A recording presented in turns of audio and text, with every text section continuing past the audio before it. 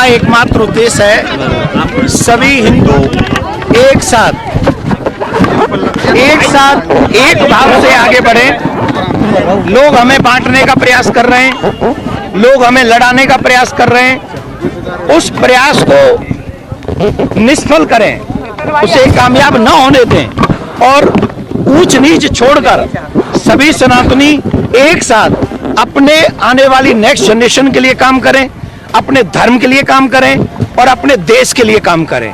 माथे पे तिलक, गले में घंटी, हाथ में कलावा, हमारे घर में संस्कार, रामायण के संस्कार, गीता के संस्कार, भागवत के संस्कार, ये सब संस्कार होने चाहिए जिससे हमारे बच्चे उस परंपरा को निभा सकें जो परंपरा सदियों से हमारे ऋषि मुनियों ने हमको प्रदान की। अभी मुक्तेश्वरानंद मामले में संत समाज दो खांचों में बट गया है। आप क्या व्यक्तिगत तौर पर आज पर आपकी क्या राय है? उनके साथ सही हुआ या उनके साथ अभद्रता हुई है? देखिए, मैं आपसे एक निवेदन कर दूं, ये मेरे लिए धर्म संकट वाला विषय है। मैं इसीलिए, कई लोग कह रहे थे ये नहीं बोल रहा है, ये नहीं बोल रहा है, हर जगह बोलता है। मैं आपको बता दूं, बहुत सारी जगह ऐसी होती हैं जहां धर्म संकट होता है और धर्म संकट में उस समय, क्योंकि दोनों अपने हैं, एक तरफ तो शंकराचार्य भगवान, तो मेरे जैसा तुच्छ प्राणी क्या बोलेगा उनके लिए, मेरे जैसा तुच्छ प्राणी क्या बोलेगा। दूसरी तरफ वो लोग भी हैं जो इतनी बहुत बड़ी संख्या में जो आए हुए स्नान के लिए लोग हैं, उनकी चिंता कर रहे हैं। तो मेरे लिए धर्म संकट है, पर मैं इतना जरूर कहना चाहूंगा कि ऐसी सिचुएशन को बढ़ाना नहीं चाहिए।